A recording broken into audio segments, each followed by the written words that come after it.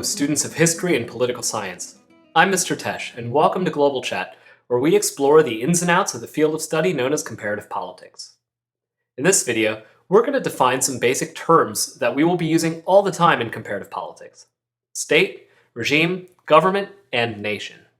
Now, if you watch the news on TV or read about politics on the internet, you might notice that many people use these words interchangeably. These terms have very different meanings, though, and in our course, using these words correctly will help us understand each other. The first term that we have to be able to define is the term state. You probably use this word all the time. If you talk about the United Kingdom, Russia, China, Mexico, Iran, or Nigeria, you're talking about states. And if you've ever asked yourself, well, what is a state? You're not alone. Take Max Weber. He was a German thinker who grappled with the challenge of defining the word state in his 1922 book, Economy and Society. Weber defined the state as any organization that holds a monopoly over the legitimate use of force in a territory. Put it another way, states are political organizations that combine a permanent population of people with governing institutions to exercise control over a defined territory with international recognition. These definitions might seem a little bit confusing, but if we think about it for a minute, it makes sense. Let's use Russia as an example. It is a state that controls a huge territory that stretches all the way from Eastern Europe to Eastern Asia. Within that territory, only the state has the legitimate authority to use force. Russia uses force by creating various institutions, like a military and a police force. These institutions are part of what makes up Russia's government. A government is a set of institutions or individuals who are legally empowered to make binding decisions for a state. States have all kinds of institutions. They have legislatures which create laws, executives who make sure those laws are carried out, courts to make sure laws are applied fairly and equally, a military to protect their citizens from other adversarial states, and many more. Taken together, all of these institutions and the people who are a part of them are what we refer to as a government. An important feature of governments is that they change all the time, and change more easily and often than do regimes or states. Whenever there is an election, when new government officials are appointed, or when a new monarch assumes the throne, there has been a change in government. So we say that governments are a set of institutions. These institutions are what we will refer to as state institutions. They are created by the state for the purpose of making decisions and carrying out the functions of a state. But what about other institutions? Aren't there institutions in the world that are created by the people in a state and not by the state itself? Of course there are, and we call these type of institutions linkage institutions. The role of linkage institutions is to connect people to policy making. There are a great many examples: political parties, interest groups, labor unions, and even the news media. All of these so-called linkage institutions help people interact with their government. This is especially true in highly democratic societies, which brings us to the topic of regimes. All states have some form of government, but if you take a closer look, you'll quickly see that these governments operate very differently. Some of them concentrate a lot of power in one person, like monarchies and dictatorships, while others are run by people who are chosen by citizens through elections. The reason for these differences is that states have very different rules for how their governments operate, and these rules are what we refer to as regimes. In general, we will be learning about democratic regimes and authoritarian regimes. These can be broken down into very many different subtypes that we will be looking at in more detail later in the course. For now, it is important to note just this basic difference. Like governments, regimes can also change, although this is more rare. Sometimes, regimes change incrementally and slowly over time. In Russia, the regime has been changing incrementally since the year 2000, as Vladimir Putin has slowly changed the Russian constitution to give himself and his political party more power. Regimes can also change more rapidly or dramatically, though, as was the case with the Iranian Revolution of 1979. This revolution began very suddenly, when a huge number of Iranians took to the streets to protest the rule of their king, Reza Shah. The Shah soon fled to the United States, and the people of Iran established a new government under the leadership of a religious scholar called Ayatollah Khomeini, whom they gave the title Supreme Leader. Later in our course, we will be taking a closer look at this event.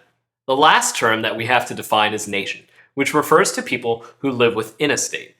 A nation is a group of people with commonalities, including race, language, religion, ethnicity, political identity, and aspirations. States sometimes have one, but most are made up of several distinct nations. A good example are the Scottish people, who live in the northern part of the United Kingdom. Now, legally speaking, they are British citizens and could correctly call themselves British. But if you've ever met someone from Scotland, you'll know that they are proud of their culture and heritage and are much more likely to refer to themselves as Scottish than British. One of the most important features of nations is their shared political identity. Because of their sense of national pride, for example, the Scottish people have voted to give themselves more political autonomy. In a referendum held in 1997, the Scottish voted in favour of establishing a Scottish National Parliament. This parliament allows the people of Scotland to make certain decisions for themselves, and independently of the Westminster Parliament in London.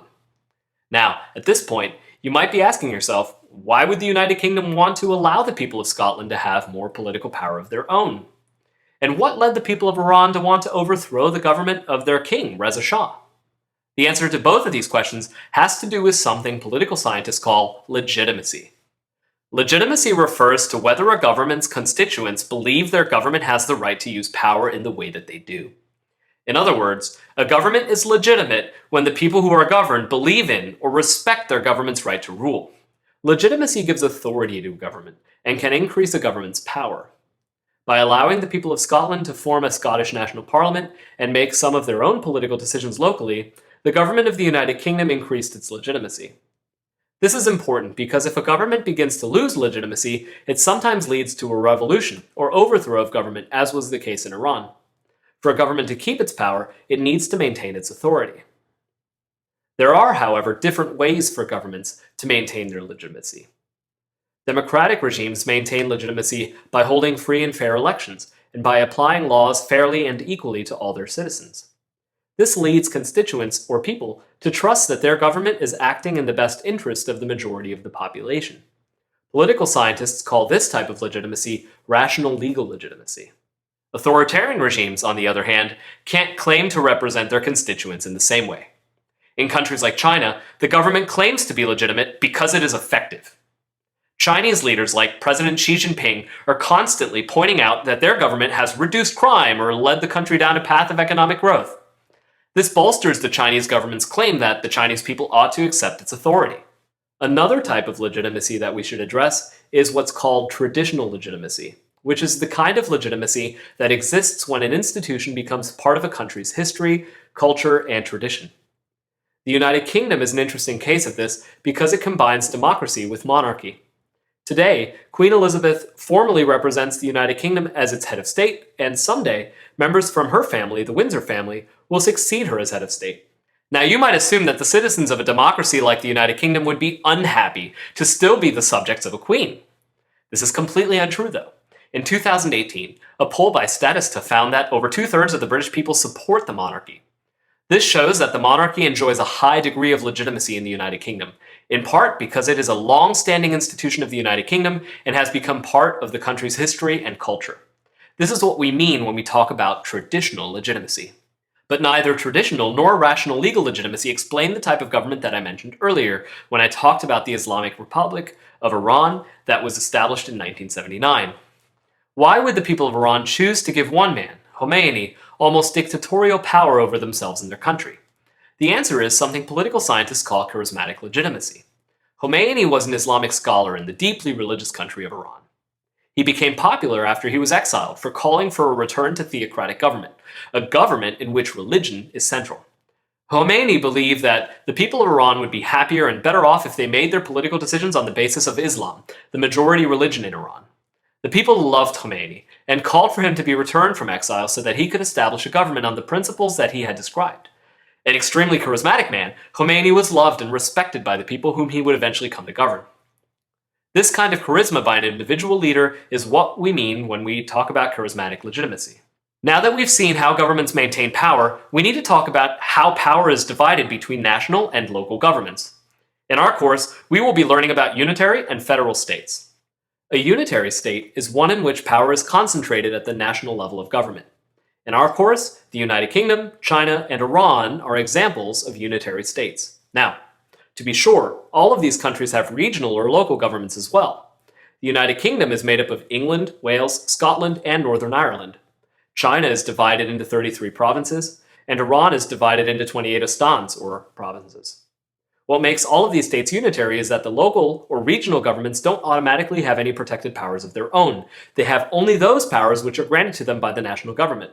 The 1997 referendum that we discussed earlier called for the creation of a national parliament for Scotland, and that power was granted to Scotland by the national government of the UK. On a side note, the technical term for the transfer of power from a national government to a local government is devolution. Federal states like Russia, Mexico, and Nigeria operate a little bit differently. All of these states have constitutions that provide powers specifically to their state governments that the national government cannot override. This has some advantages. Nigeria, for example, is one of the most diverse countries in the world, but also struggles with a great deal of ethnic conflict. In the north of Nigeria, the largely Muslim population has a very different set of values and political demands than the largely Christian south. Because Nigeria is federal, though, the north has been able to establish its own Sharia courts that rule in accordance with Islamic law. This is a good example of how federalism can be useful for reducing regionalized local conflicts in states. In this video, we've talked about the meanings of the words state, regime, government, and nation. We've also talked about legitimacy as a source of state power and the difference between unitary and federal states. For more information and additional resources, please check in the description below this video. And remember to subscribe to catch more of our videos. Thank you for watching, and see you next time.